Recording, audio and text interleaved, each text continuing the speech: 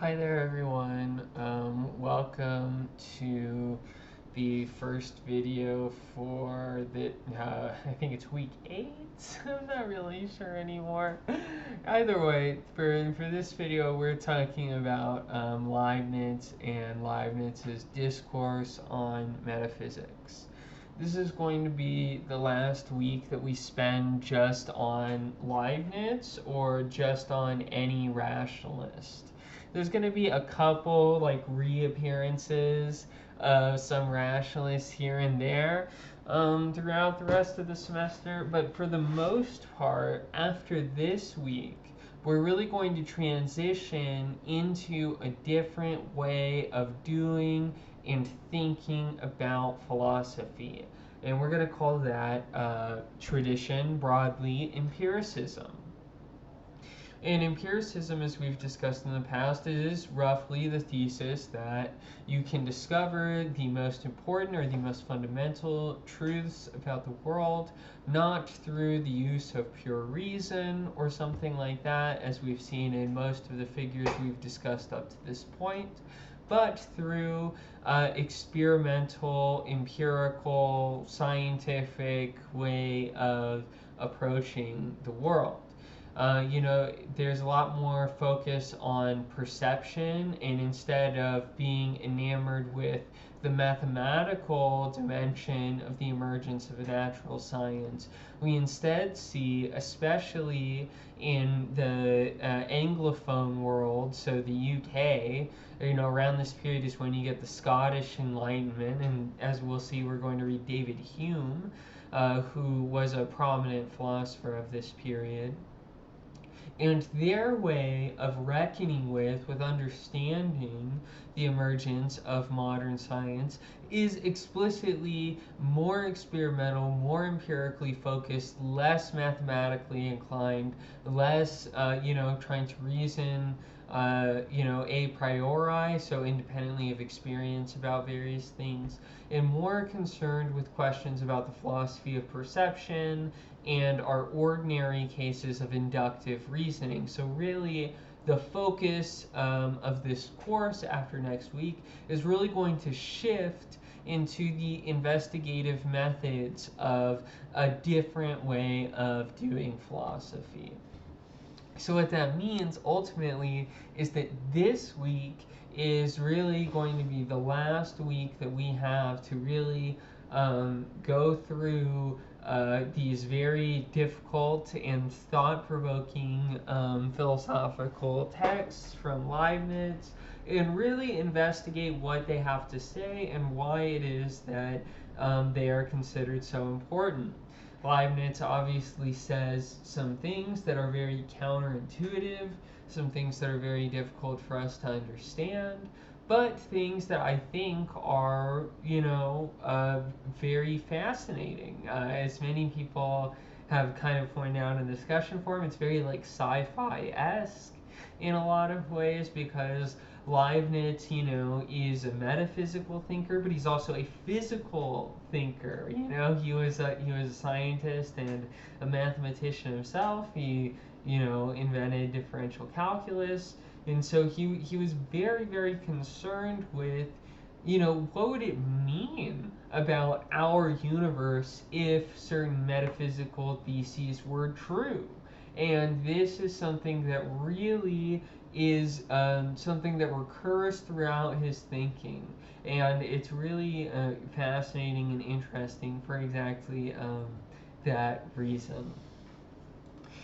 And so just to give a little bit of background about the Discourse on Metaphysics, this is something that Leibniz wrote really early in his career, I think during the 1680s or so. That might not be exactly accurate. But, early on into his career, and this is the first time that he developed a systematic account of his own philosophical views. And as we'll see, he's in close conversation the whole time, really, with Descartes and Spinoza. Leibniz loved responding to his contemporaries. He responded a bunch to Pierre Bayle, who he read his interpretation of Spinoza. He also uh, he also, as we're going to see next week, responds in depth to John Locke. He rewrites a dialogue where he's sort of responding toe for toe to John Locke. So Leibniz in particular was very open to being very collaborative in a way. He's always writing in response to people. He's always sort of developing his own point of view out of what's going on in the time, and that produces a very interesting stew, you know, whenever you get everything that's baked into it. Mathematical genius, physical scientist, maybe the first computer scientist or proto-computer scientist. Noam Chomsky points to Leibniz as the originator of his own distinctive approach to linguistics. So, you know, he's really at the forefront of all of these fields of knowledge and deeply, deeply concerned with the questions that have occupied us in this class. So I'm really excited to be able to talk to you all about it. So that's just to say, it's interesting because the Monadology, the other text we're reading for this week, it was written very late in Leibniz's life. It was sort of like a summary statement of his beliefs that he wrote very late, as contrast to the Discourse that he wrote very early. But we're going to see there's a remarkable amount of continuity here. Leibniz was, I think, pretty remarkably consistent in his philosophical views, even if he presented them in a whole wide array of different ways. Because he thought, you know, this is all kind of a system, it all goes together, you can present it any number of ways that you would like. And so the presentation was not really all that fundamental or important. You don't find the same sort of like careful attention to form that you might find in someone like Spinoza, right? But that also just comes from a different way of thinking about the goal of philosophical text. Okay, so let's get into it. We're also going to do a close reading of a passage together for this video, which I think will be very illuminating and helpful. So let's begin. We have the opening sections of the Discourse are really about harmony. Harmony, as we've talked about, is really like one of the premier concepts of Leibniz's whole philosophy.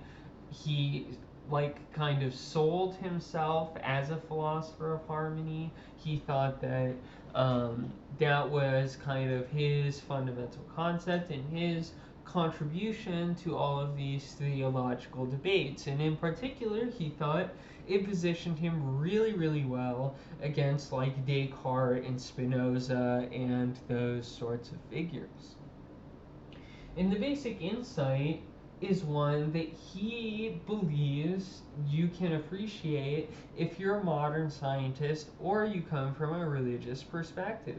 And that is that the universe is profoundly ordered.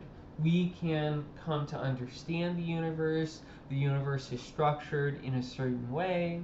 Whenever I ask why questions about the universe, I at least have the possibility of answering them in most cases, at least when the question is, you know, well formed.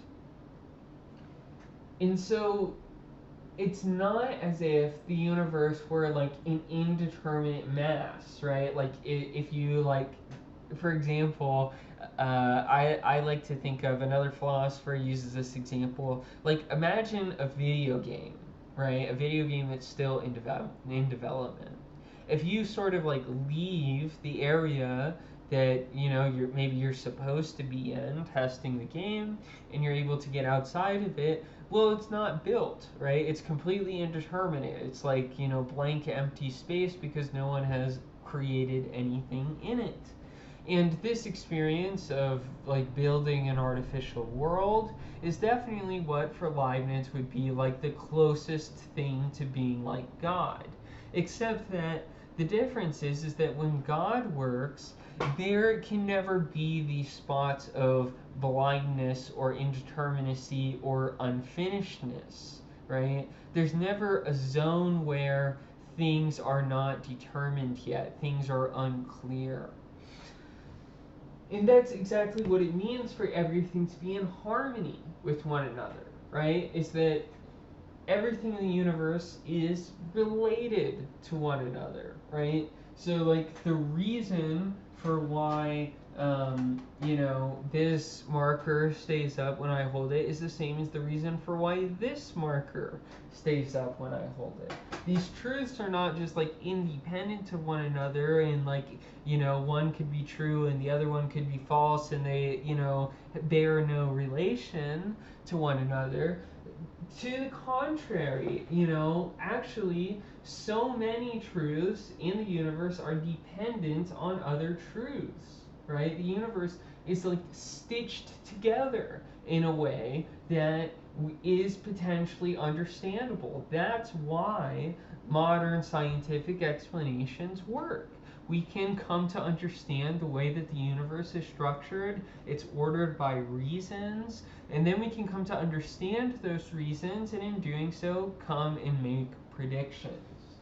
And so this is, this thesis about the nature of the universe is deeply based on what we called previously the PSR, or the principle of sufficient reason, which says that everything about the universe, even eternal things about the universe, have a reason.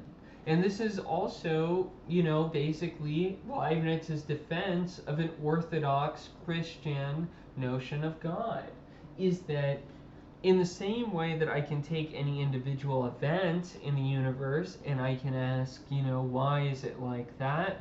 Why, when I throw the ball, did it go 12 meters instead of 12.5 meters, right? You can ask that about the whole universe. Take everything in the universe. Why is it, right? Why is anything in the universe at all, right? And here we don't have access to things that we would normally use for that sort of explanation, right? So if I wanted to explain why the ball went, exactly the distance it did, then I would have recourse to the thing that was, the proximate cause of it having that force, right? So in this case, it would be my arm, right? But if we're asking about everything that happens in the universe, we don't have anything like a proximate cause in the way that an event relates to another event, so it's physical events, right? So instead, what Leibniz thinks is, well, in this, the principle of sufficient reason, there's no reason why it would stop, right? There's no reason why we would stay at this point, at this question. We can explain everything else about the universe, but we can't explain this. We can't explain, why it exists at all. To the contrary, Leibniz thinks you can and you must explain it, and that explanation comes from the wisdom of God, namely that it's more perfect for a universe to exist than not to exist. God is the most perfect being, and so God must will the most perfect universe.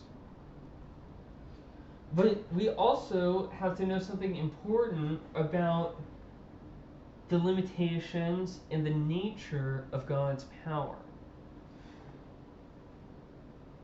I've written right here, God's central feature is understanding, not will, contra Descartes, right?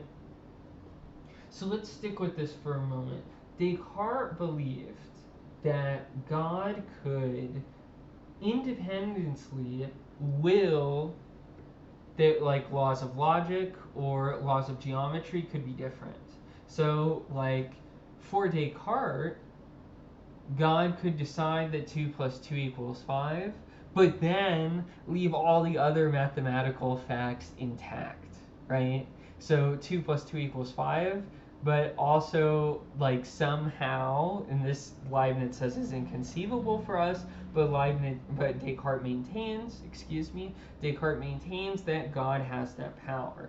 God could change independent facts about mathematics without changing the whole structure of mathematics, right?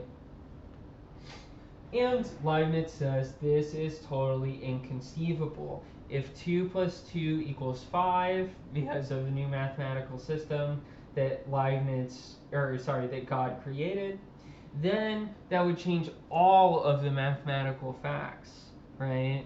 You didn't just change one part. That was, an essential part of the harmony of mathematical facts. That mathematical fact is tied with other mathematical facts, right? If 2 plus 2 equals 5, then 20 plus 20 equals 50, right? You know what I mean? The point is that the way that functional reasoning works, the way that formal reasoning works, the way that mathematical reasoning works, is that inferences build on each other. So you couldn't just change one thing about mathematical facts. You would change the entire structure of mathematical facts. And Leibniz thinks that it's not just mathematics that is like this, but actually the nature of the whole universe. And he sees this as a consequence of the principle of sufficient reason. The way that he puts this sometimes is that the universe is of a piece. And I've written right here, since everything is ordered together for a reason, PSR, and so things are related together. Contingent events are related together. The ability for the ball to go the exact distance of my throw is related to facts about my arm. If facts about my arm changed, if facts about gravity changed, etc., then what happened in that event would be different. All of the facts in the universe are weaved together in an incredibly intricate way. And that's why we only have one universe. So since everything is ordered together for a reason, it holds that one cannot change one thing in the universe without changing the universe as a whole. So consider this, right? We think about possible worlds and stuff like that. I think we're most prone to this thinking whenever we're thinking about our own lives, right? You think, well, instead of going to this philosophy class, I could have gone shopping. That's an example I've used before, right? And, especially when you're college students and you're deciding on your major, right, you're envisioning possible futures. You're like, hey, what would it be like if I decided I wanted to be a med student? What would it be like if I decided I wanted to be a business student? What would it be like if I wanted to be a philosopher, right?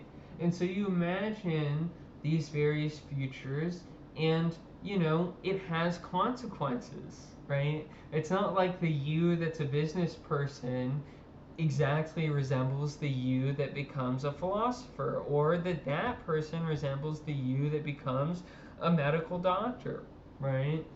Going through the process of like going to medical school or going to graduate school or getting an MBA or opening your own business or whatever, right? Those are transformative experiences. You come out totally different people.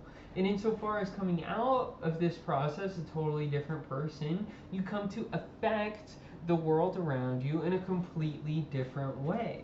And so this is why, in fiction and stuff like that, we're prone to think about timelines, right? We envision alternative futures that we could have taken. If you watch like Dragon Ball Z, which is a cartoon show, right? There's an entire plot device about like, oh, what if the bad guys won, right? At some point, and people, love entertaining these ideas with fictional worlds, but we also enjoy entertaining these ideas for ourselves. So, like, for me, I always imagine that there's an alternative Penelope out there that went and really, instead of pursuing all of this European modern stuff, went and pursued an interest in Japanese philosophy, right? And so, that would involve, maybe I would be a Hawaii instead of New Mexico, for example, or something like that. And maybe my attitude, my disposition, I'd be a little bit more chilled out or something like that, right? Um, and so we think about those as being other worlds, right? Other worlds that were genuinely possible, but not realized in this actual world. And what characterizes God above all is his understanding rather than his will. And his understanding is perfect in the sense that God intuitively understands all possible worlds. In other words, God conceives of all of the events, of all of the multiverses, of everything that could happen, all distinctly at the same time. And then God wills the one particular actual world with the contingent events that we actually happen, right? God maybe saw that the Zen Buddhist Penelope, but he opted for the early modernist Penelope, right? And here we have an important reversal of Descartes. Descartes envisioned our will as being infinite and our understanding as being finite, right? Our understanding is finite because we can never see into the reason for why God made things the way that they are. But our will is infinite because it goes beyond the realm of our understanding. Now, Leibniz, in some ways, has flipped the script here on Descartes. In this case, God's understanding is infinite in the sense of God sees every combination, every combinatorial possibility of every possible world, and does it simultaneously, right? But God only wills the one actual world that we happen to live in, into existence. And so, on the contrary, here, the understanding is infinite and the will is determinate, right, in particular. We are in this world, the world where, we have early modernist Penny instead of Zen Buddhist Penny, right?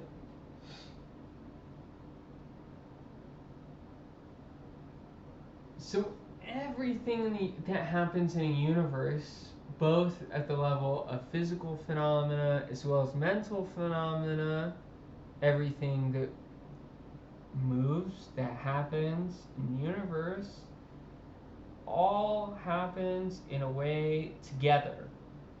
So, it may be the case that if I were to knock over a cup of water, that event, it seems very insignificant, right? It's hard for us to imagine how that could affect the entirety of the universe, but it's easy for us to understand how it could affect me, right? Because it's right next to me. By contrast, extremely distant events can be extremely powerful, right? So we can imagine a very distant star supernovaing, right? And so even though that event has an extremely large intensity and the event of my cup spilling over has an extremely low intensity, by virtue of the perspective that I have, where the cup is very near to me, my perceptual apparatuses are very limited, and the supernovaing star is light years away, right?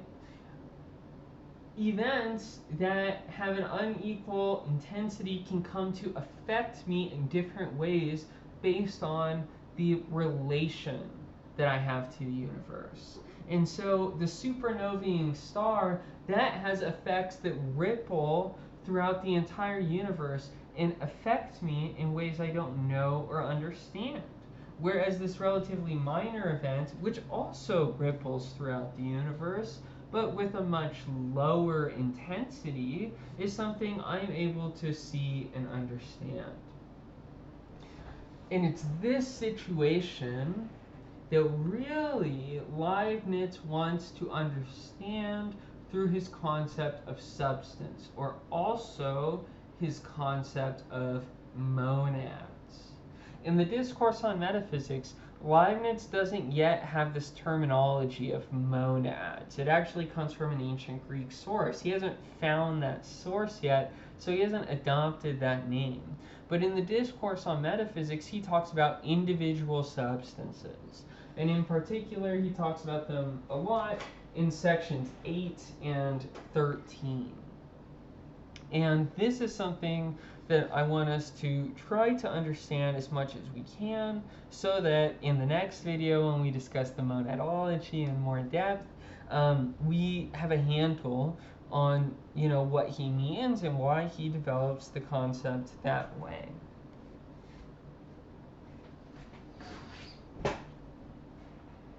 Okay,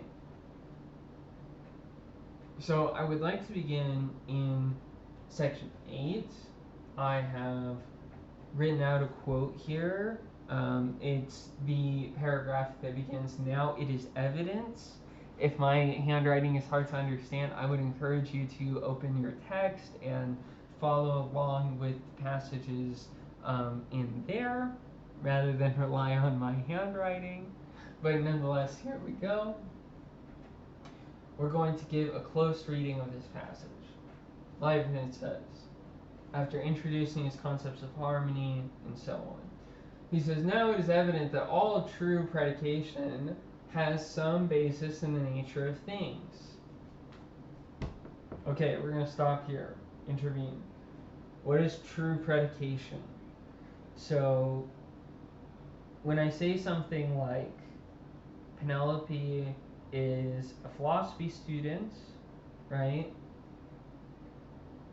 Consider that versus Penelope is a Zen Buddhist, right? The true predication that I'm a philosophy student, I guess I would be a philosophy student either way. So let's sharpen the distinction. Let's say Penelope is an early modernist, that's what's actually true, versus Penelope is a Zen Buddhist, right?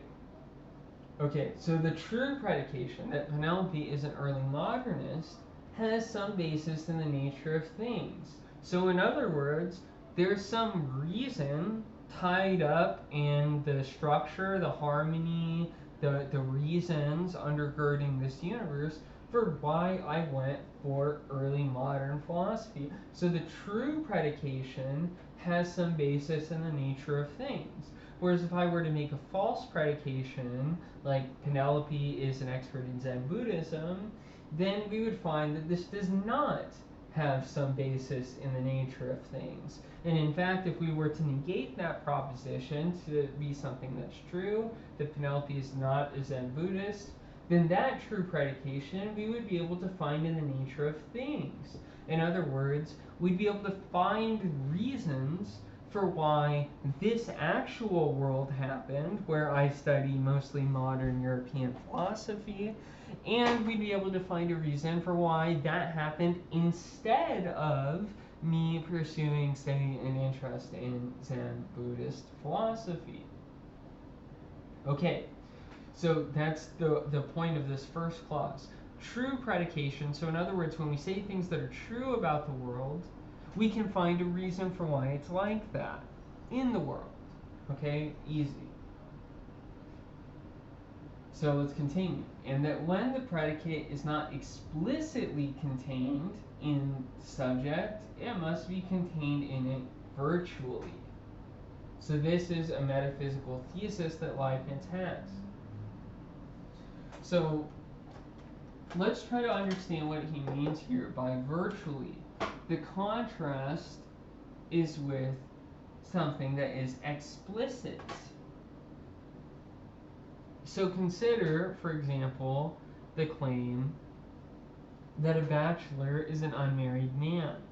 That's just the definition of what a bachelor is. In this case, the unmarried part is explicitly contained in what it means to be a bachelor. In other words, it always had to be that way. It's explicit why the bachelor is unmarried, because that's just what it means to be a bachelor. Similarly, evenness is explicitly contained in the number 4, because the number 4 is divisible by 2. And so we can see, especially with our reading from primary truths, the notion of explicit containment is like algebra, right?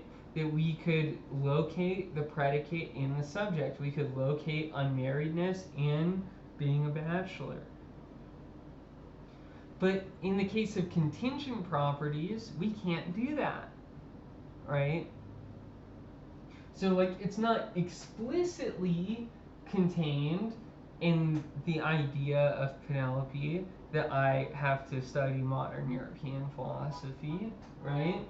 You can't find that kind of truth in the same way that you can find algebraic truths, but Leibniz concludes it must be contained in it virtually, so that one who understood perfectly the notion of the subject would also know the predicate belonged to it.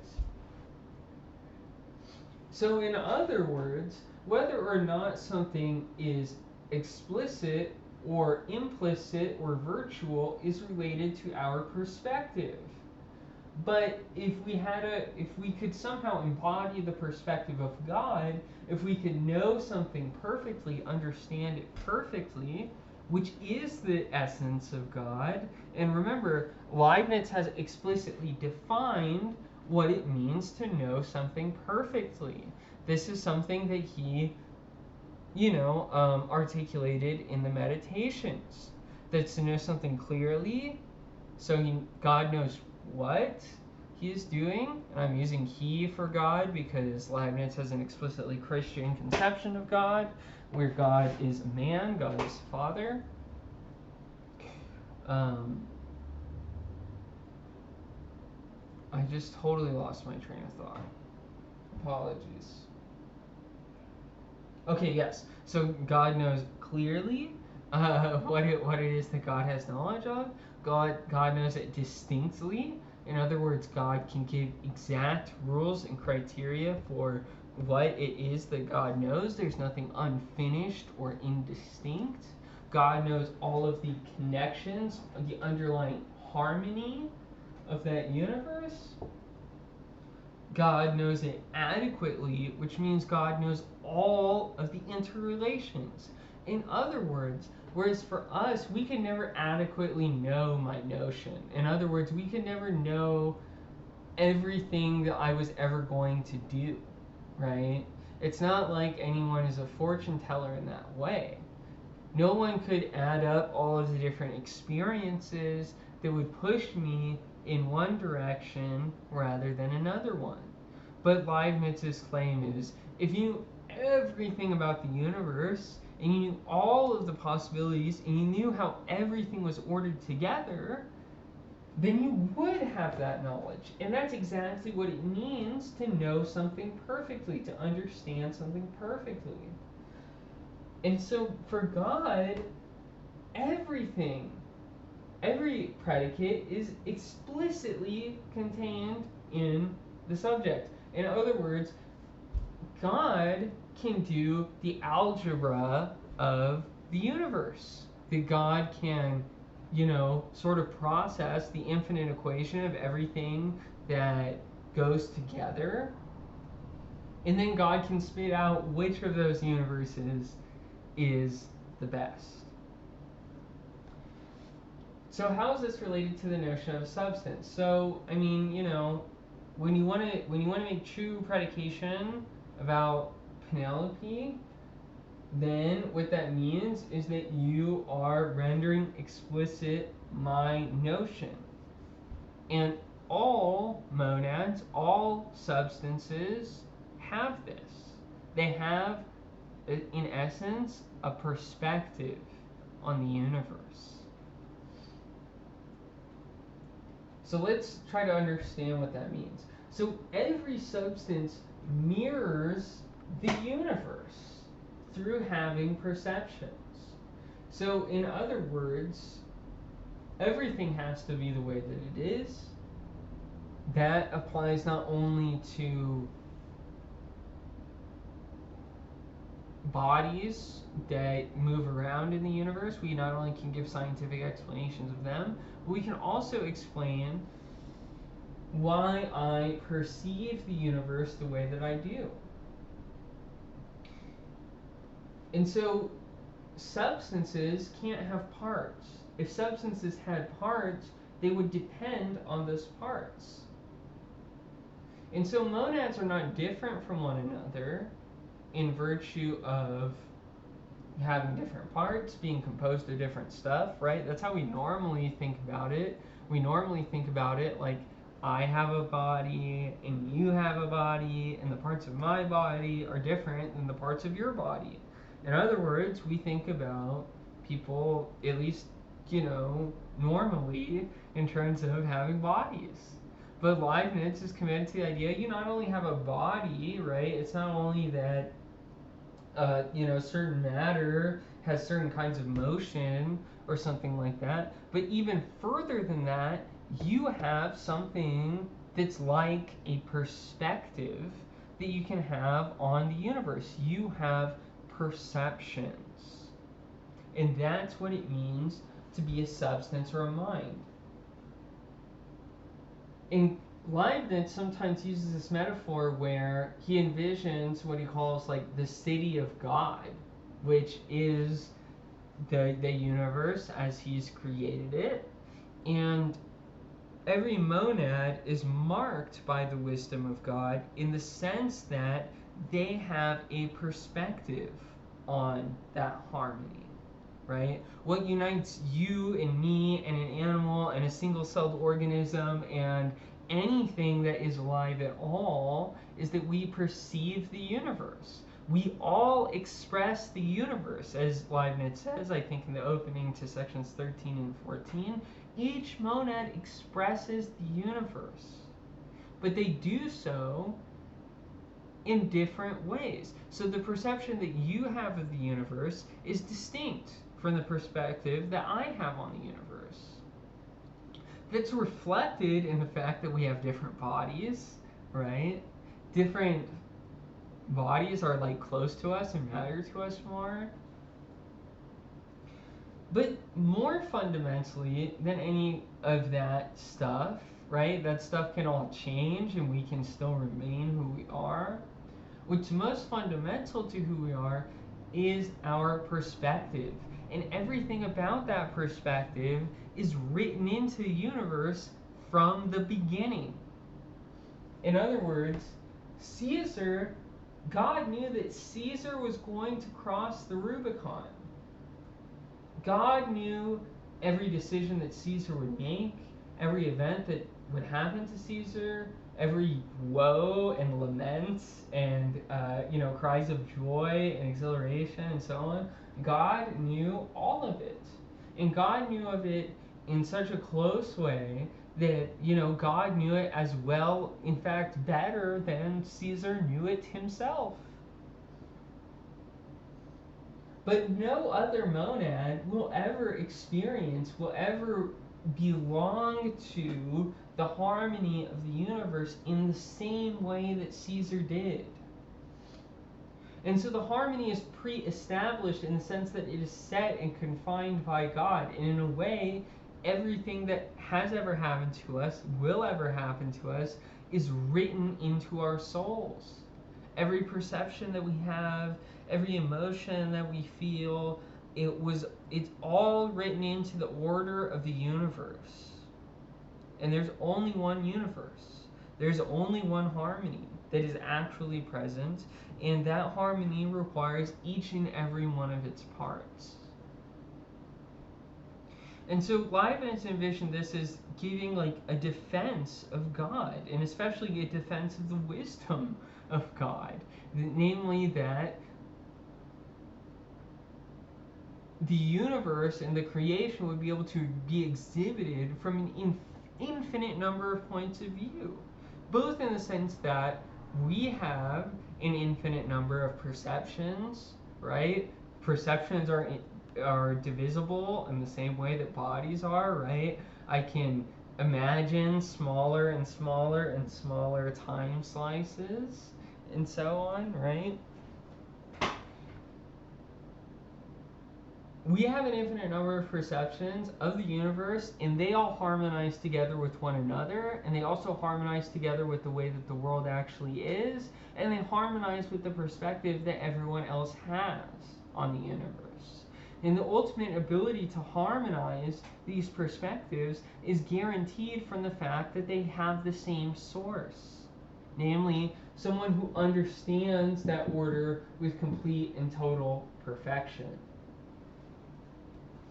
So the theological dimension of Leibniz's philosophy is similar to Spinoza's in the sense that it is oriented with making you more content with the perspective that you have on the universe. Not in virtue of a hope that things are going to get better at some future point, but with the explicit knowledge for why everything has to be the exact way that it does. And that doesn't excuse you, Leibniz says, from participating in that order, right? It's not as if like you can just go, oh, okay, well, God saw the harmony of the universe and he determined everything in advance, so like I don't need to do anything or something like that, right? To the contrary, he wrote you into the script. You've got a job, you have a role to play in that harmony. So it's not as if you can take an observational standpoint from the outside. No, to the contrary, you're part of it, right? You have effects on the world just as much as anything else does. And so you have a role to play. And Leibniz thinks that when you rationally understand the universe, you go from being essentially like a mirror that reflects the world to now having an individual and a personal relationship with God, who you now have to imagine as being a minded agent, someone who is able to engineer something as complex as the universe, which is infinitely more complex than a watch or something like that. And in a watch, you can conceive of an amazing kind of harmonization, right? It's a harmonization of the intricacy of all of the gears in the watch, right? So at the level of bodies, certainly. But even further than that, it indicates a purpose, right? It's not just that these gears happen to be moving or whatever, right? It's that those gears tell time, right? They have a purpose, they have a telos, they have a minded part of them, right? They have a creator. And in the same way that if I were to see a watch that washed up on the beach, I would assume not that, it just happened through a cacophony of nature or something like that, like nature just spat out a Rolex or something like that. No, I would know that it was created by somebody. And then I would marvel at their craftsmanship for being able to make, a watch like that. So too, Leibniz envisions that what philosophy allows you to do is no longer to simply be a mirror reflecting the universe, but to be an active citizen, a subject in the city of God. He says, you no longer relate to God as if, God were your sovereign or something like that, like a despot, but instead you relate to God as if, God is the benevolent ruler of this harmonious order. And it's not too hard to hear, the political undertones of this sort of thing. At this point, the Holy Roman Empire is not unified. There's not a unified German state. And it's very clear that Leibniz, in talking about harmony and all of this kind of stuff, is trying to point us in that direction. Okay, so I hope that this video was helpful. We gave a close reading of a paragraph of section 8. We're trying to understand why it is that Leibniz believes that the harmony of the universe is of a piece, and why God can't independently act on a single piece of the universe, and hence why the universe has to be conceived of as a whole. And then once the universe is conceived of as a whole, all of the individual substances or minds are an expression of that whole. In the same way that all the modes for Spinoza were also an expression of God, but they conceive of this expression in very different ways. Okay, I hope that that video was helpful to you. Thanks so much. I look forward to the next one where we'll discuss the monadology.